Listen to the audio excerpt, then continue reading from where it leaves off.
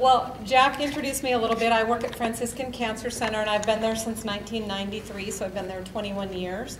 And I came to work there as their oncology dietitian, the first dietitian that they hired to take care of cancer patients. And I did that for about 6 years, and then for the last 15 years, I've been in this role, and one of my responsibilities in this job is to go out and talk to people about diet and lifestyle and its relationship to cancer.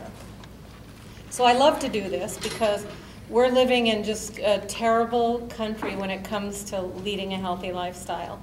And many of you are in this room as a result of that. And I want to share with you kind of what we know, what we don't know, and what our recommendations are when you're a cancer survivor for what you need to eat and why you need to eat it and what is the rationale behind that. So I will tell you that in 1993, when I started working in this field, we knew very, very little about diet and cancer. We knew next to nothing. And my major role working in the cancer program was to make sure that people got enough calories to get through their treatment. Because in those days, we didn't have as good anti-nausea medications and those kinds of things that we have now. So a lot of people were very, very sick all through their active treatment.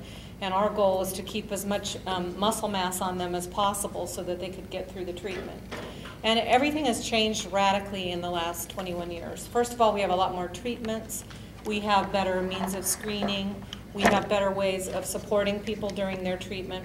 And we now know that the primary thing for most cancer patients and survivors is not so much keeping your body weight where it was when you got diagnosed, but looking at what were the things that contributed to that diagnosis and what can you do to reduce your risk of recurrence in the future.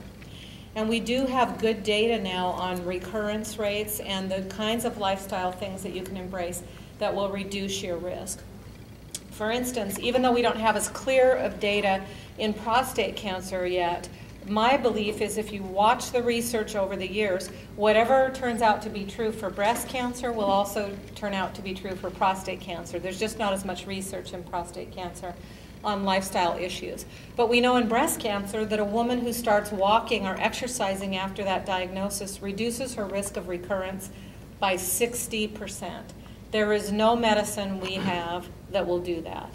So basically your lifestyle before cancer and then taking a look at what you're doing now and what changes you can make, I think is really important because it's the one piece of the whole cancer journey that you have some control over. You don't have control over the fact that you got diagnosed.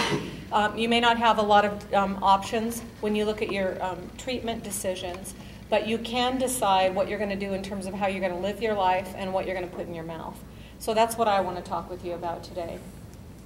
And last week on the cover of Time magazine, I picked this up today because I just wanted to share it with you. The article is The Truth About Home Cooking. And I just want to read this very briefly to you because it's kind of a snapshot of where we are at.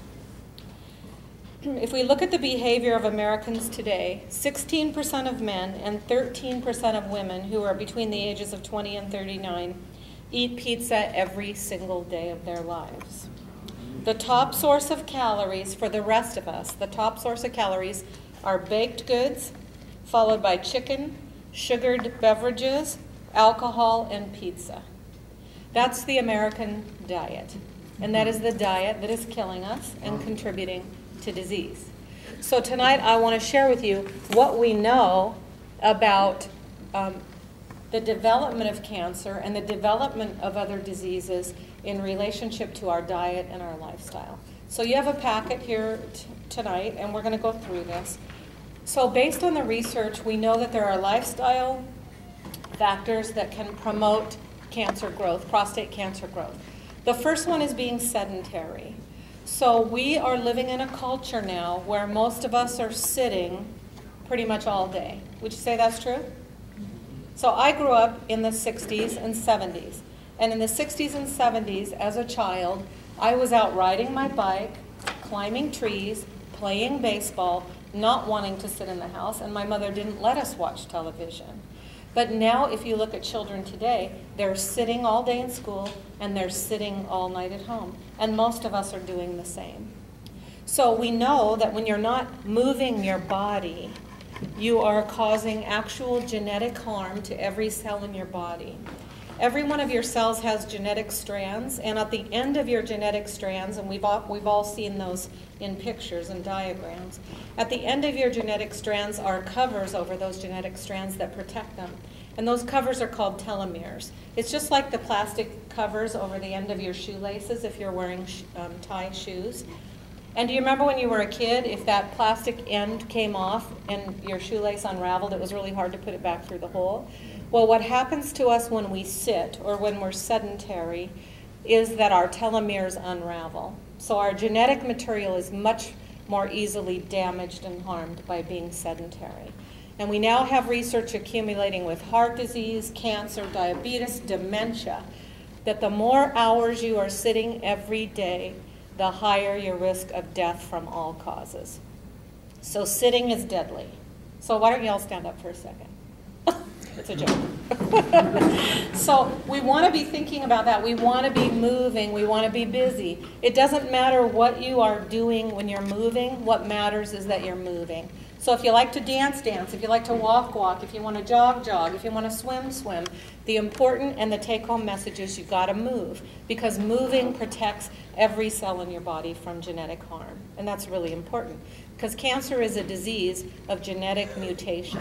When the genetic material in a cell becomes damaged or mutated, that leads to the development of cancer. So we want to prevent that from happening, so it makes sense that if people are active, that's less likely to happen. So that's the first thing we want to be focused on. So you want to take a look at your life and think about, how can I be more active on a regular basis? What do I need to do that? Do I need to get a Fitbit? Do I need to get a pedometer? Do I need to, climb 20 flights of stairs a day? What do I need to do so that I'm being more active?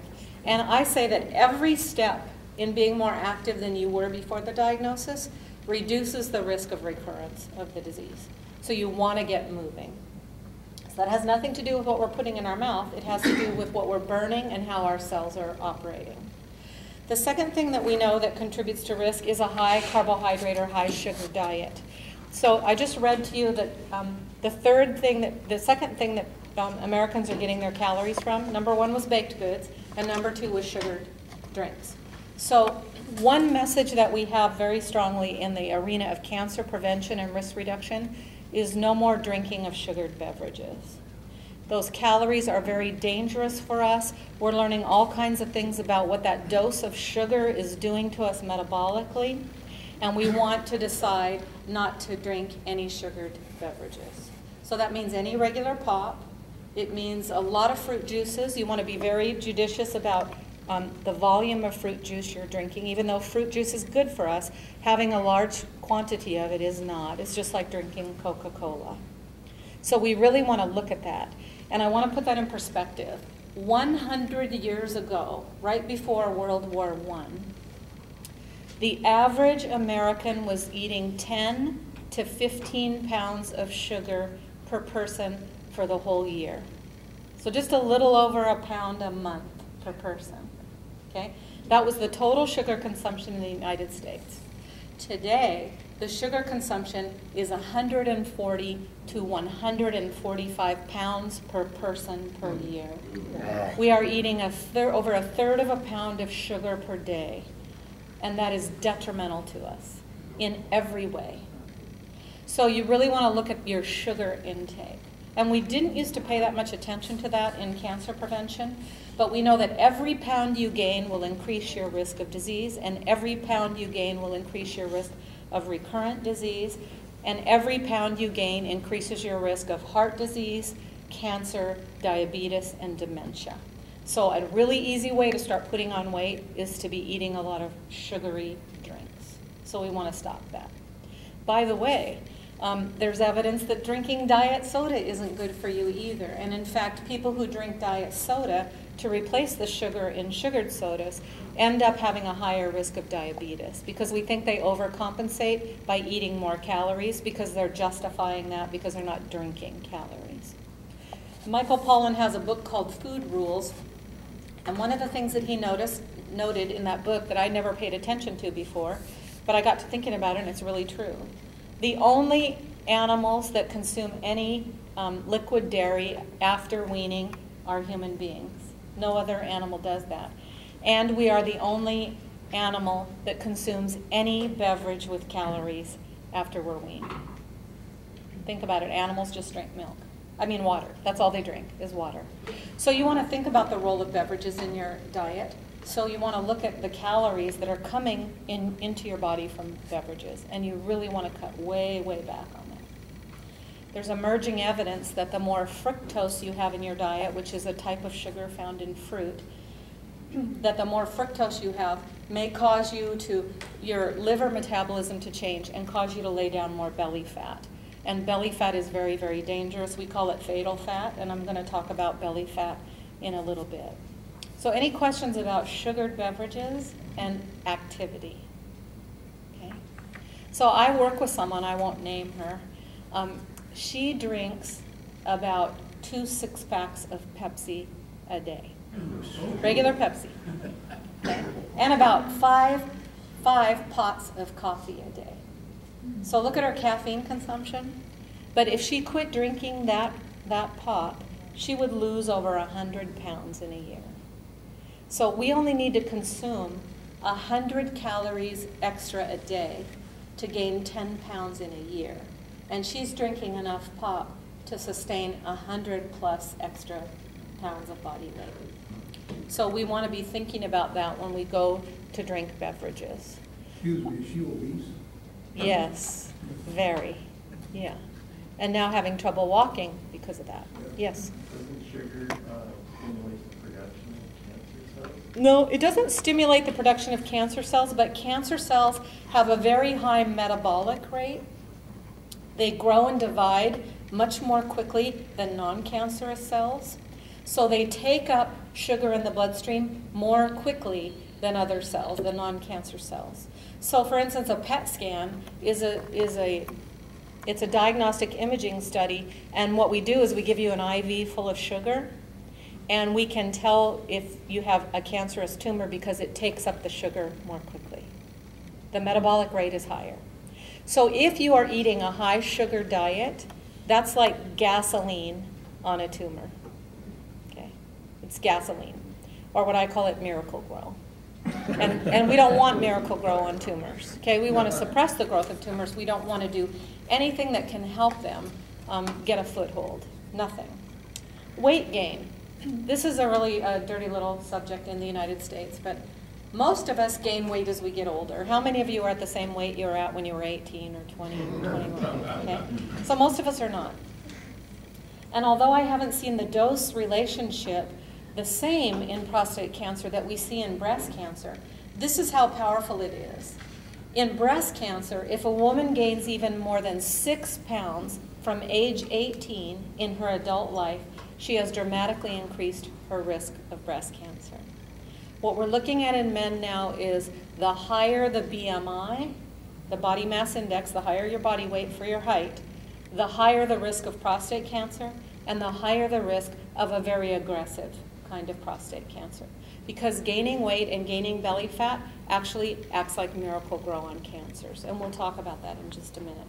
So for most of us, if we keep eating now the way we ate when we were 18 or 20, and we're not as active and our metabolic rate is lower, then we're going to put on weight. And we say that every pound you gain increases your risk of disease, and every pound you gain increases your risk of recurrence. It's now a predictive factor to look at the BMI of a patient on the day they're diagnosed, and that BMI is predictive of the course of the disease. So it's not too late, but that's a warning sign if you have a high BMI that you need to get some of that weight off, because that weight, that fat, is propelling the growth of tumors. And I'll talk with you in a minute about how that happens. The next thing we know is that a high-fat diet, particularly saturated fats, and there's some suggestion that dairy products, high-fat dairy products, and even low-fat dairy products may promote the growth of tumors. The China study found that whey protein, which is found in milk, is a propellant of cancer growth. That was one of the biggest findings of the China study, which was one of the hugest studies ever undertaken to look at cancer rates. So that's something to be cautious about, and most of us have grown up in the whole dairy council pushing the whole drinking milk and eating dairy foods. So you just want to be aware that that has been considered as a risk factor. Yes? Is almond milk and soy milk the same? No. They're completely different because they're not from cows. But they don't replace milk either in terms of nutrition. And we can talk about that in a minute. And soy, I haven't seen a lot about soy and prostate cancer, but with breast cancer, soy foods or soy supplements are a concern because sometimes they can act like propellants of cancer rather than suppressors. So we don't want to generally be taking in a lot of foods that have soy isoflavones or the protein component of soy in a supplement. We don't want to do that. In food, it may be okay, but not in a supplement. We don't recommend that. Yes. My urologist recommended me that I switch to soy milk, Away from dairy. away from dairy, Yes. because it has an estrogen-like compound in it. Not really. Or something that... Yes, soy has an estrogen-like compound in it, but soy milk does not have a lot of that component. It would be the soy solid foods like texturized vegetable protein or soybeans themselves that have more of that component. The liquid soy milk is not a high, it doesn't have a high amount of the isoflavones in it. But see, your doctor made that recommendation to get you away from the whey protein and the calcium. Because my PSA, after about 10 years of started going up. Started inching up a little bit, Yeah. and now it has climbed significantly. Okay. Okay. So a high-fat diet is something we want to avoid. Excessive alcohol consumption, although there's some evidence that moderate alcohol consumption may suppress the growth of prostate cancers, and that research was done right here in Seattle at Fred Hutch. So we don't want people drinking excessive amounts of alcohol because that can promote cancers, but more moderate intake may be protective. And we know that moderate alcohol intake is protective against heart disease. And what we usually say is if a food protects your heart, it also protects your prostate. Those things go together. So if it's good for the heart, it's good for the prostate. And Agent Orange exposure is definitely a consideration for people that are veterans and had exposure to that in Vietnam. We know that that's a risk factor. So what are the things that protect us, and what can we do? The first one is eating more plant foods. So we want you to eat more foods that don't have a mother, and less foods that have a mother. So it doesn't mean that you need to become a vegetarian or a vegan, but all around the world, cancer rates, especially hormone-dependent cancer rates, are lower in people who don't eat a lot of animal foods. So in this country, we're fairly affluent and we eat a lot of animal protein. And we recommend that you kind of cut back on that a little bit because there's concern that it promotes the growth of tumors. We know that certain animal foods are promoters of tumor growth. So we want you to kind of think about that overall. What does your plate look like? How much of what's on your plate has a mother and how much doesn't? So when I talk about foods that have mothers, our food is either born or hatched, or it grows on a vine or a tree or a tuber or a bush. We want more foods that don't have a mother, that grow on a vine or under the ground or on a tree. Those are the foods we want to have in our diet, and we want to have fewer of the foods that don't grow that way, that are born or hatched. We say if it has a heart, except for an artichoke, you want to limit how much of that food you have in your diet. Yes. Along with the growing of foods, how's your thoughts on the GMO issue? You know, I really have not made up my mind on genetically modified foods. From my perspective as a dietitian, the thing that I worry about with that is that nature provides thousands of plant chemicals in food, in plant food. And those plant chemicals we're learning more about all the time, and they're very protective overall against cancer and other disease. My concern when we genetically modify a food, we may be altering the plant chemical content of that food, and we may not even be aware yet of particular protection that's present in that food, and we may be changing that. We also may be changing how the body metabolizes foods, and because we have GMO foods in the United States, there's really no such thing anymore as organic or non-GMO. And I'll explain why. I never thought about this till I read an article about it. So if you're a farmer and you're growing GMO corn here, and there's a farmer down the road that's growing organic corn, They have no control over the bees. So the pollen gets moved from plant to plant, so all of that, there's cross-pollination. So there's really nothing pure anymore because we don't control that. So we know that that's happening. Yeah, I guess my bigger concern is that they can indiscriminately spray them with herbicides because they're protected. And then now they've come up with a new herbicide that's part, Yes. Part of the Agent plant. Orange. Yes, absolutely. So, Absolutely. So one thing you want to look at is that those foods may have systemic pesticides and systemic herbicides, and we know that's not good for us. So one way around that is to buy local produce and to try to buy as much organic local produce as you can, and you will limit your exposure to those things. But you will not completely get away from it in this country because of the cross-pollination issue. What's the purpose of GMO? GMO? Well, I think originally the science was to help prevent starvation around the world, to genetically modify certain strains of rice and corn and other grains so that they could survive without much water or in poor soil, so that we could help feed people in places where those things lead to starvation. So I think that was really the beginning of it, the Green Revolution. And then, you know, as soon as that cat was out of the bag, we realized we can change the color of the food, we can change the texture, we can change the taste, we can do all kinds of things with genetic modification. And we can insert genes from another plant into a plant and give it a characteristic that it did not have before. Like Frankenstein. It is a little, well, in Europe they call it Frankenfood. And they don't allow GMO in Europe. They don't grow any GMO foods anywhere in the European Union. It's not allowed. So they can also patent the yeah. seeds, and then the farmers have to pay Yeah. for the seeds. Yeah. They can't reuse their own. And the seeds don't reproduce. Pardon? The seeds don't reproduce. Yeah. So my husband and I buy heirloom vegetable seeds from, there's different heirloom vegetable companies. So a lot of these seed stocks have been around for hundreds and hundreds of years, and those seeds will propagate. So the next year we can use our own seeds from the plant before. But you can't do that with modern seeds. They will not propagate. There's a money tree in there. Yeah, exactly.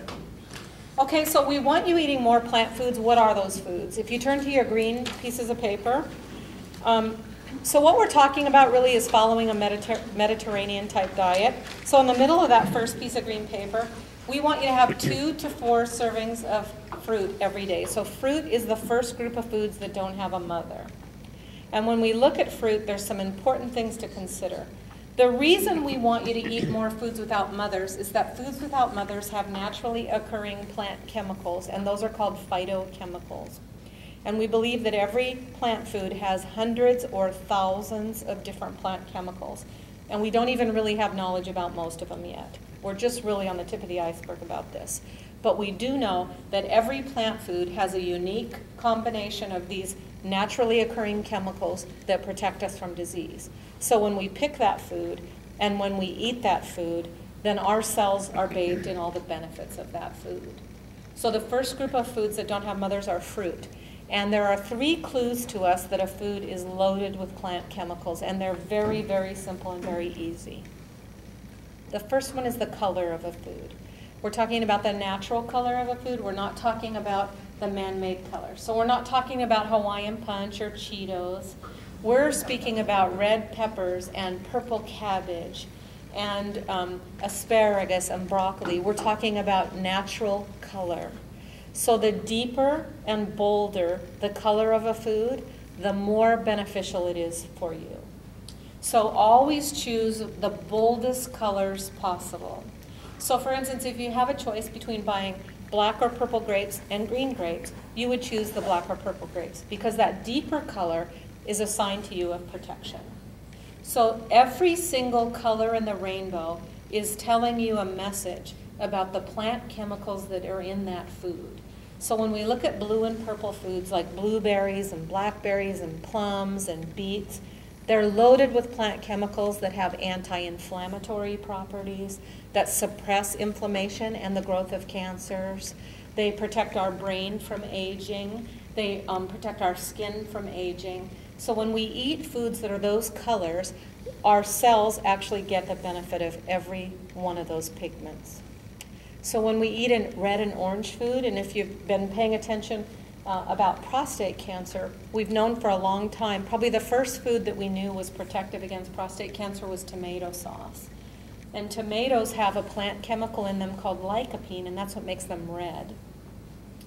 And we found out that they protected about 20 years ago, because in southern Italy they realized that in southern Italy men didn't get prostate cancer as often or heart disease, and in northern Italy they got it much more often. So they started to look at what was the difference.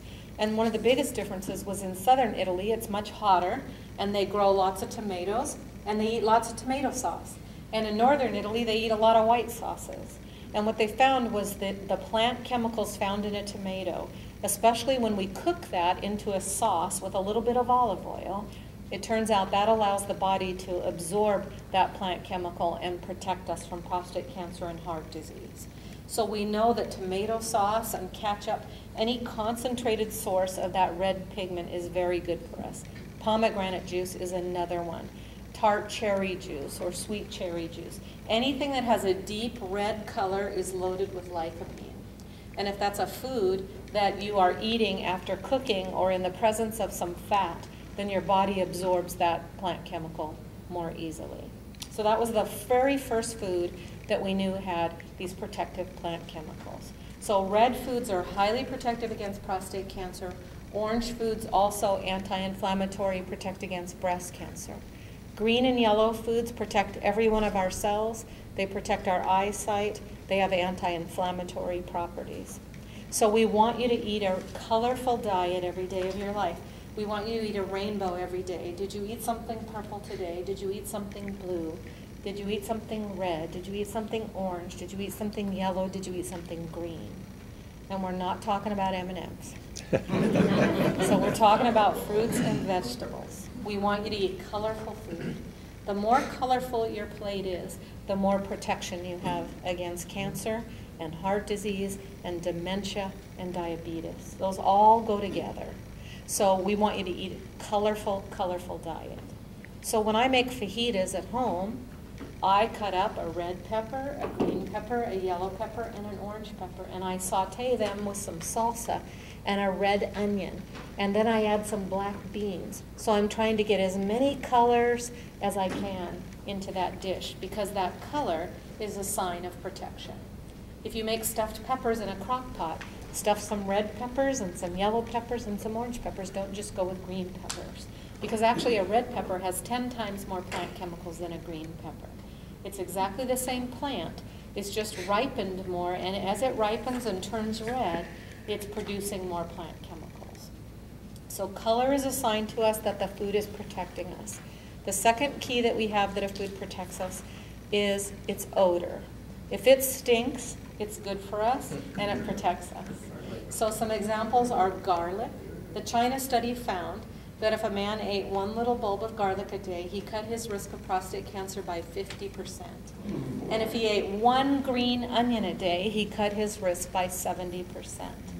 So those boldly flavored vegetables, those sulfur-containing vegetables, any sulfur-containing vegetable, garlic, onions, broccoli, cauliflower, radishes, all your cabbage family, all of those vegetables are loaded with sulfur compounds, and sulfur compounds shut down the growth of cancers. We think that if everyone in the United States ate one of those vegetables every single day, that in 10 years we'd see all cancer rates drop by 50%. That's the power of plant chemicals. And I just read to you what Americans are eating. So they're not eating colorful foods. They're not eating boldly flavored foods as a rule. And so we're missing out on the protection that food can give us. And the third clue we have that a food protects us is flavor. The more flavorful that plant food is when you put it on your tongue, the more beneficial it is. So the really strong mustard, that hot mustard in a Chinese restaurant, is much better for you than mild mustard. The really strong onion is much better for you than a mild onion. In fact, a researcher at Stanford has found that strong onions have 1,000 times more sulfur compounds than mild sweet onions. So that flavor is really a sign to you that that food is beneficial. And that's true for spices as well. Spices have plant chemical protection. So curry and pepper and basil and oregano, all those spices have medicinal properties and have anti-cancer properties. So the bolder the flavor, the better they are for us and the more protection that we have.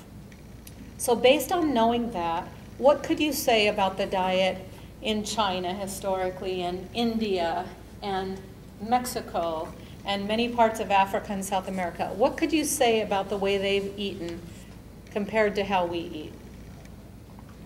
It's mostly plant-oriented. It's mostly plants. Is it loaded with different colored foods? Absolutely. Is it loaded with boldly flavored foods? Absolutely. Is it loaded with strong-smelling foods? Absolutely. So now what's happening? They were eating this beautiful diet in a lot of parts of the world, and many of our ancestors, when we came here, were eating healthy like that. And what we do is we lay down that healthy way of eating when we come to the United States and we pick up the American way of eating. So we're going exactly in the opposite direction of a long and healthy life. So the next group of foods that don't have mothers are vegetables, and we want you to have 3 to 5 servings of vegetables every day. We want you to have more vegetables than fruit because they don't have as many calories, they don't have as many sugars, and they're loaded with all these plant chemicals that protect us. So you don't need to have 3 to 5 different vegetables every day, although that would be great if you could do it. But for most people, if I said today you got to have asparagus, cauliflower, cabbage, turnips, and I don't know what else, beets, you'd say forget it, it's too much trouble. You need the volume of 3 to 5 servings. So you need 1.5 to 2.5 cups of vegetables in your diet every day. Yes? Do you think it's true that we need to eat our vegetables separate from our fruits based on No. No? There's no real scientific evidence of that anywhere. But I think what is true is we want to be, if we're focused on eating a healthy diet, we want to eat more vegetables than fruits. And if we look around the world for people who have had limited income and had mostly a plant-based diet to eat, like in the Mediterranean, fruit was reserved for after the meal as dessert, and oftentimes it was baked or used in some other way like that because they didn't have access to a lot of sugar and a lot of the products that we have access to. So you want to look at what role does fruit play in your diet and what role do vegetables play in your diet. And my choice is if you're hungry and you need to fill up, vegetables are always the better choice rather than fruit. You want both, but those are the better choice. Yes? Can you put all that stuff like in a Vitamix? Does it hurt to do it like that? You Because can. you're not adding it. You can. And a lot of people are really into juicing and to pureeing vegetables, and that's okay. But I always want to caution you to think about being a real person in the real world, the way real people have always eaten that food. And the reason I say that is you could puree a lot of vegetables in a blender and drink it. And yes, it's very good for you, and yes, it's loaded with plant chemicals, but most people after they do that are going to be hungry in an hour or two. So if that causes you to then eat more later on because you don't have enough protein or fat in your system to slow down the absorption of all those plant calories, then you want to look at that. Now there are some people now, there's a big trend to juice and lose an extreme amount of weight doing that. And for people that are morbidly obese, that can be a really good approach. But we don't really recommend that for cancer survivors, but it's certainly not a bad thing to do.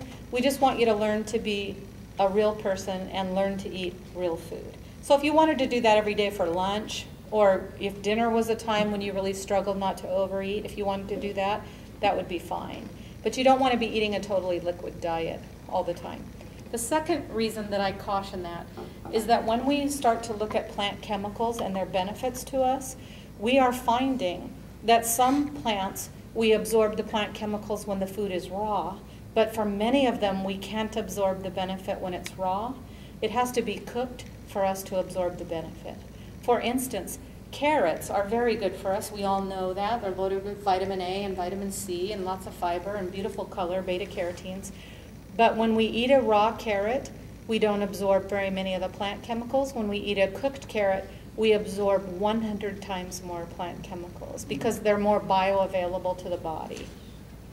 When we look at broccoli and cauliflower, which are very beneficial vegetables, and cabbage, all of the cruciferous vegetables, we have found that if they're cooked, we may absorb up to 1,000 times more of the plant chemicals. So we want to have a mixture of raw and cooked in our diet because we want to enhance our body's ability to use all the plant chemicals that we consume. So just want to be rational about that. Let's talk about cooked. Okay? I like steaming. Yes. When you prep. cook a vegetable or any of these plant foods, you want to think about cooking it in a way where you're not throwing away the color, the odor, or the flavor. So I love beets, and I used to boil my beets. And then one day I said to myself, what am I doing? I'm throwing away all that beautiful liquid. There's plant chemicals in that beautiful deep purple water. So I started roasting my beets. So they don't come in contact with any fluid, and I'm not losing all that pigment. So steaming is good as long as the liquid isn't touching the vegetables. Roasting is great, grilling is great, sauteing is great. Anytime you want to have them in soups or casseroles, but you don't want to be cooking any of these foods in a way where you're throwing away water that has color, odor, or flavor. If you do, you might as well just drink that fluid. Yes? Are we more or less creating GMO food if we microwave vegetables? You know, I can't really say much about that. I mean, that's been looked at for many, many years, and I don't know of any evidence that that's the case. Now, we do say that when you microwave, you never want to do it with plastic. You want to do that with glass, because the plastic can release chemicals in a microwave that can be absorbed by your food. So we don't want you doing that. Yeah, definitely, and definitely not soft plastic or styrofoam or anything like that, because you are going to release cancer-causing chemicals into your food that way. If you think back to your grandmother, though, she didn't throw away aluminum foil, and she didn't have plastic, so she baked everything in glass or metal pans. So we want to go back to doing that, because those things are inert, and they're not interacting with our food. Any other questions about that? Okay, the next group of foods on the list that don't have mothers are legumes, and legumes are all your dried beans and peas. Now, most of us, I mean, my grandparents were young people during the Depression, and most of our families lived on legumes during the Depression. And actually that was very, very beneficial for people, because legumes are loaded with protein, they're loaded with fiber, they have no fat, they're loaded with plant chemicals. If you think about it, we have red lentils, we have green split peas, we have yellow split peas, we have red beans, white beans, black beans, garbanzo beans, pinto beans. Think about all the colors of legumes. And so legumes have lots of color. That means they have lots of plant chemicals, and they suppress the growth of cancers, and they protect us from heart disease. So we want you going back to that poverty diet where you're eating legumes on a regular basis. And we actually recommend that in cancer survivorship, you have legumes pretty much every day of your life, just at least one serving. So can you have a lentil chili?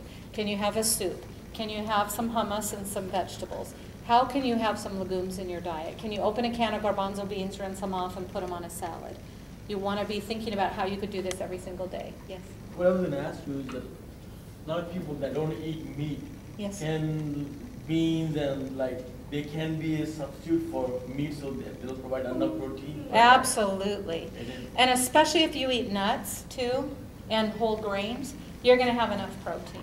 But legumes are an amazing source of protein, especially if you don't eat animal foods. They're one of the best. And can I ask you where you're from? India. India? So I eat meat like once a month. Yes. So all my protein comes from beans. Yes. And an traditional Indian diet is one of the healthiest diets on earth.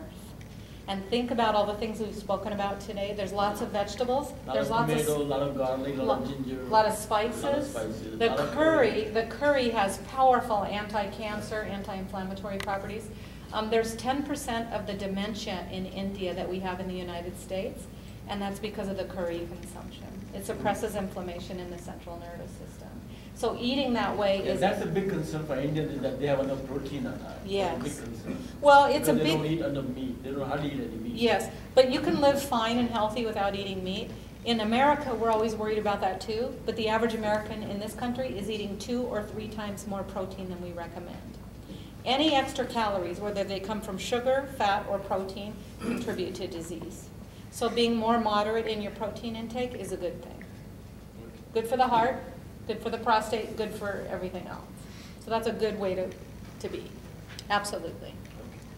Was there another question back here, another comment? Yes, I was going to ask you about soaking beans Yes. in baking soda. Yes. As opposed to vinegar. Yes. So, I know that vinegar is much better to use. well, so he's asking about how do you soak beans. The first thing I want to say is the protection we have against cancer in legumes, it doesn't matter what we do to a legume, we don't impact that protective property. So you can buy a can of beans and rinse them off under the faucet, because when you rinse them in the faucet, whatever the sodium or the salt content is of those beans on the label, as soon as you rinse them under the faucet, you can cut that number in half. Okay, so that's important. So you can open a can and eat them. You can buy them dehydrated and add boiling water, or you can soak them and cook them yourself. So when we soak beans, historically we just leave them in water and allow them to, the bond on the outside of the bean to break so that we can cook it. You can speed that process up by putting some baking soda in the water. I've never heard of using vinegar for soaking beans. What I have heard vinegar being used for, if we look in the Mediterranean, I don't know if this is true in India, but because of the gas that's produced when we eat beans, if you eat beans with an acid, you reduce the amount of gas that's produced. So if you look in the Mediterranean, they use vinegar and oil dressings, and that vinegar suppresses the gas production. If you soak your beans with baking soda, you must rinse them thoroughly before you cook them and put them in fresh water. You do not want to cook them with the baking soda. That can be hazardous to your health. But if you want to do that, that will reduce the amount of gas that's produced by the gut when you eat those beans. So in India, do you tend to have acids like lemon juice or lime juice or Probably vinegar? lemon. Yeah, and that suppresses the amount of gas that's produced when you eat legumes. So if we look around the world, everywhere where there's legume eating, there's also this habit of eating acids with legumes to suppress. And also in India, because it's so hot, they use a lot of lemonade, they make drinks out of lemonade. Yes. Fresh lemon. So that would do the That's same how- thing, yeah.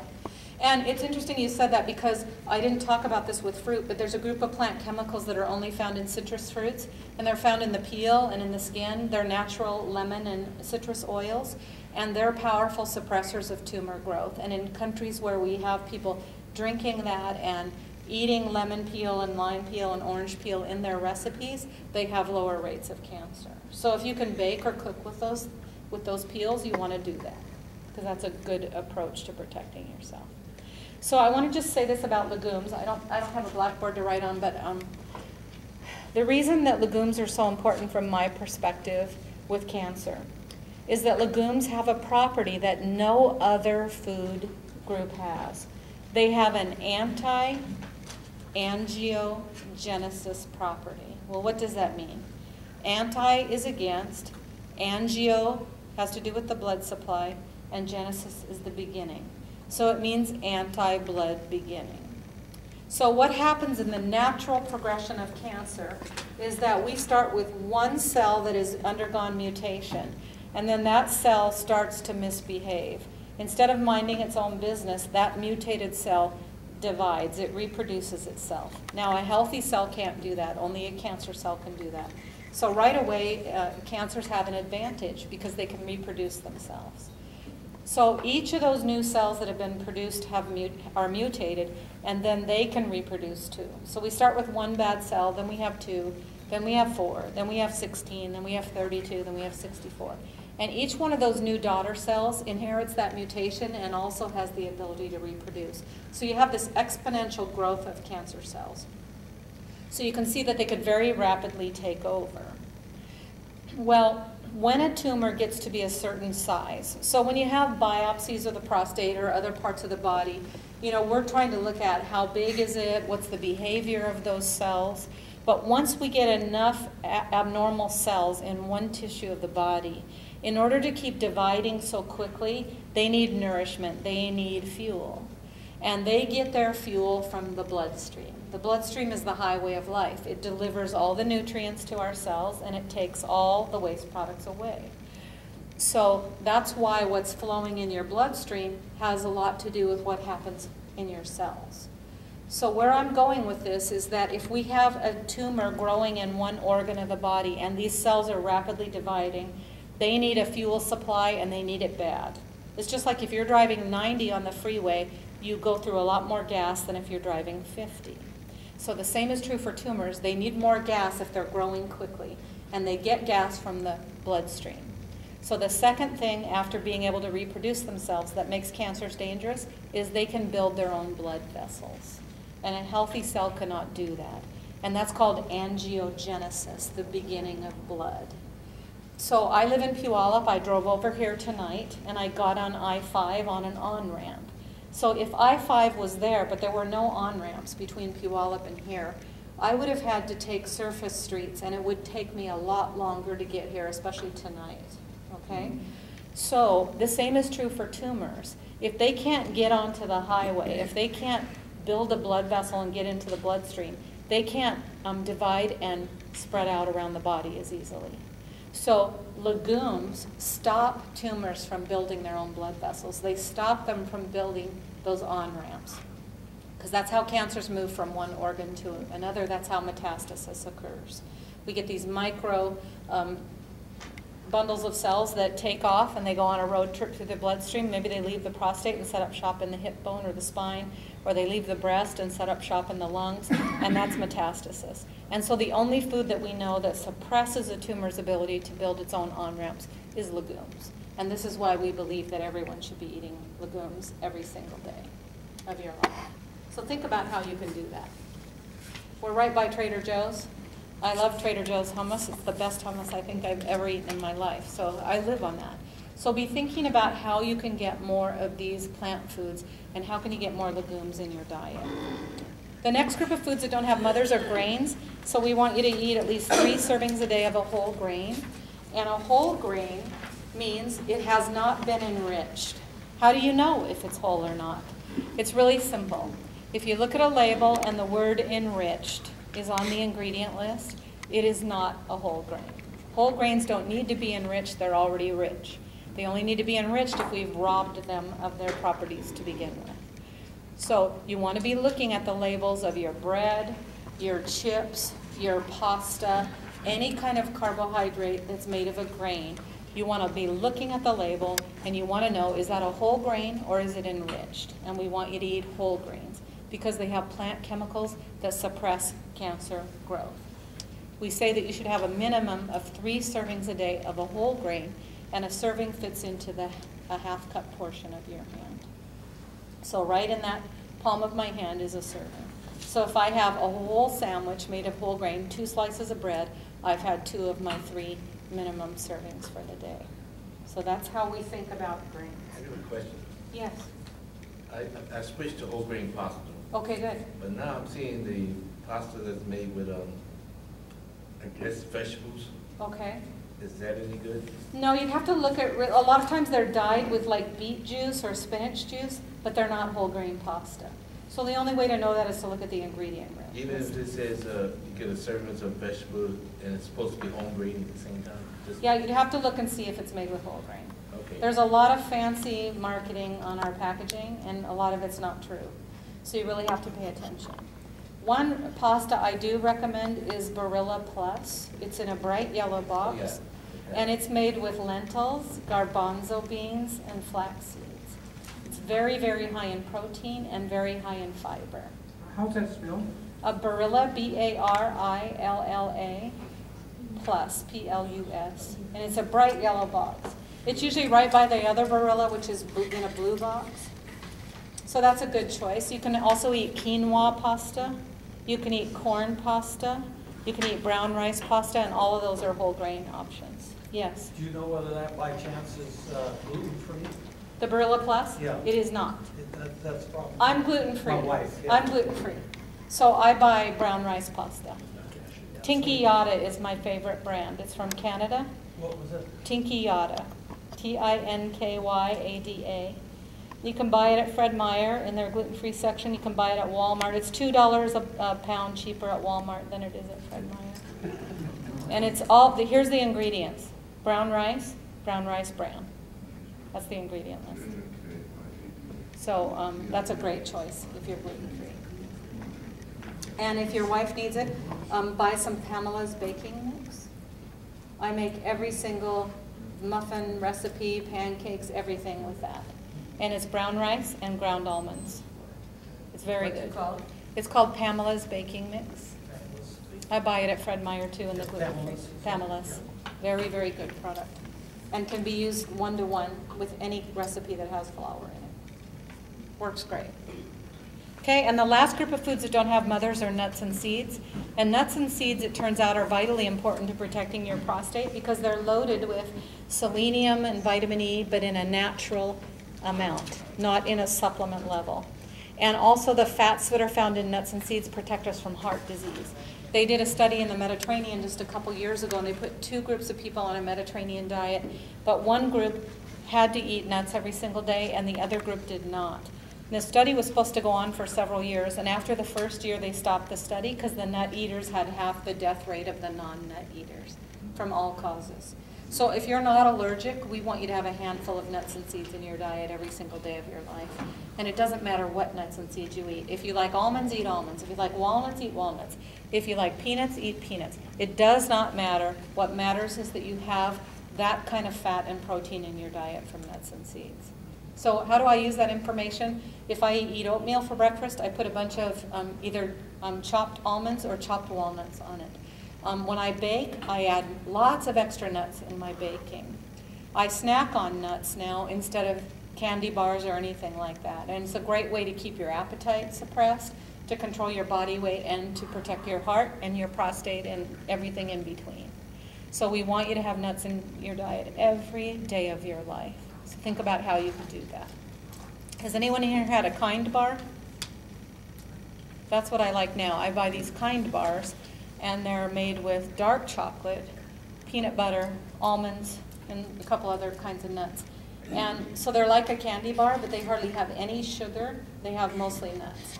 And they're 200 calories. So that's a great snack or meal replacement. Like sometimes I'll eat that for breakfast if I'm in a hurry. So be thinking about what you can eat that will taste good and nurture you, but also protect your cells from harm. Yes? How about apricot seeds, the kernels in the apricots? I read 2 different articles. About one says Laetrile?